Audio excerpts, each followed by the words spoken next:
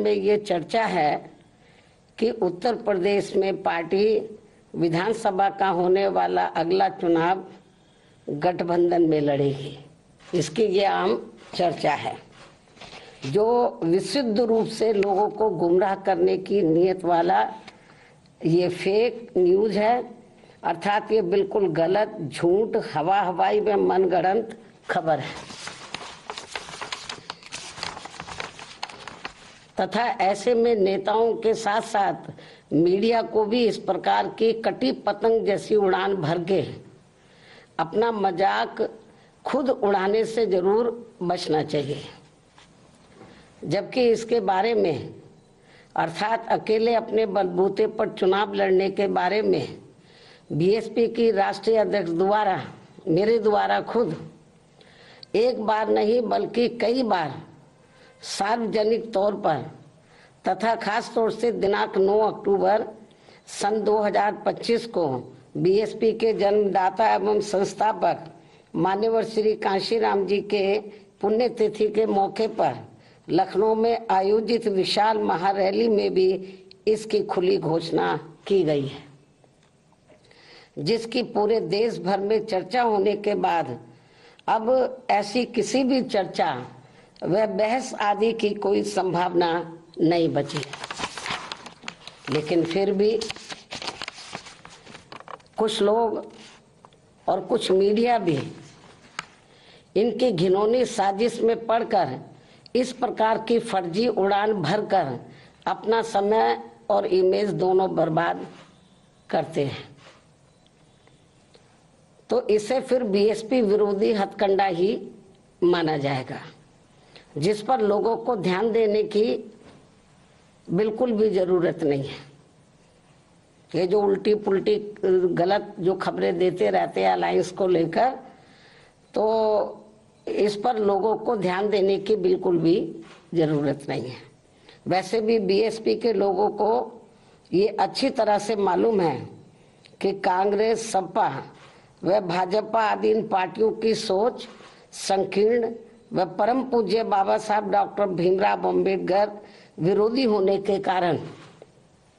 इनका अम्बेडकरवादी बीएसपी से गठबंधन करने की नीति केवल इनके वोटों का राजनीतिक व चुनावी स्वार्थ है तथा इनसे गठबंधन करने से बीएसपी को केवल नुकसान ही नुकसान होता, फायदा नहीं। और इसलिए बीएसपी के लोग अपने 2027 के मिशन में अकेले ही पूरे जी जान से लगे हुए हैं, जिस पर से उन लोगों का ध्यान भटकाने के लिए ही इस प्रकार की घिनौनी साजिशें ये लोग करते रहते हैं। ऐसे में पार्टी के सभी लोगों से यही अनुरोध है कि वे ऐसी अनर्गल व मनगढ़ंत बातों पर कतई भी ध्यान ना दें और वे हाथी की मस्त चाल चलते रहे तथा सन 2007 की तरह अकेले ही ये चुनाव लड़कर फिर से बीएसपी की पूर्ण बहुमत की अपनी सरकार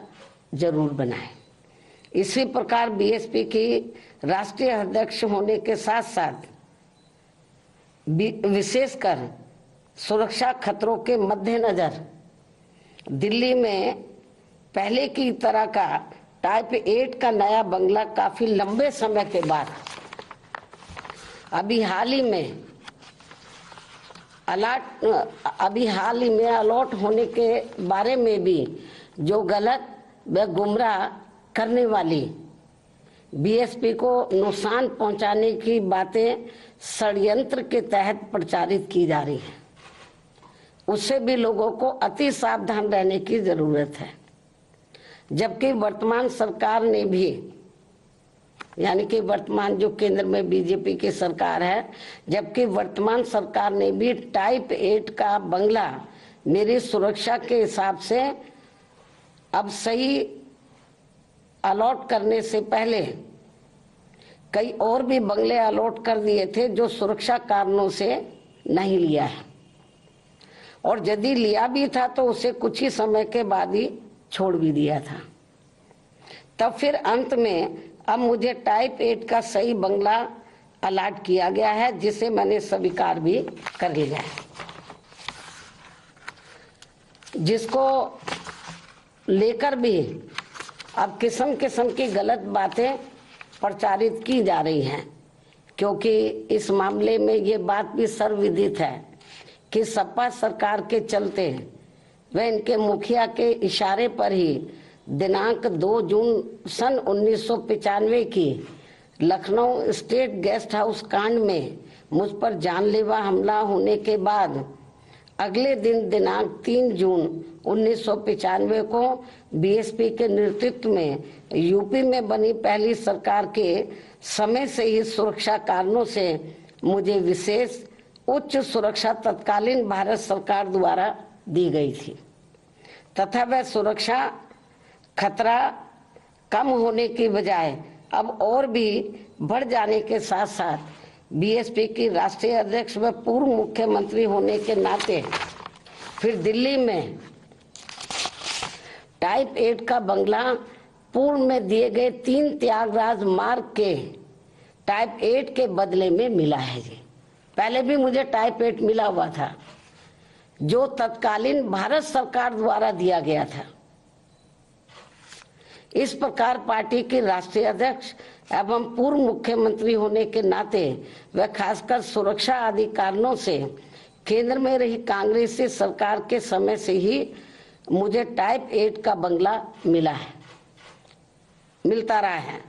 तथा अब इसको लेकर किसी भी प्रकार से संकीर्ण व अति घिनौनी राजनीति करना उचित नहीं है।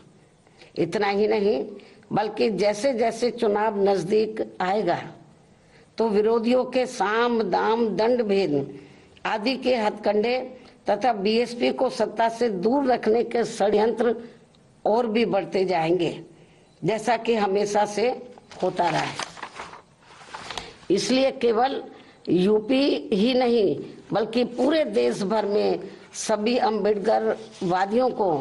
विरोधियों के दांत खट्टे कर देने वाली केवल एकमात्र अपनी पार्टी व उसके आयरन नेतृत्व पर पक्का व पुख्ता भरोसा करके परम पूज्य बाबा साहब डॉक्टर भीमराव अम्बेडकर के आत्मसम्मान व स्वाभिमान के मूवमेंट को मजबूती प्रदान करने हेतु मिशनरी भावना के साथ इन्हें पूरे तन मन धन से लगे रहना बहुत जरूरी है। ये मेरी अपील भी है। धन्यवाद। जय भीम व जय भारत।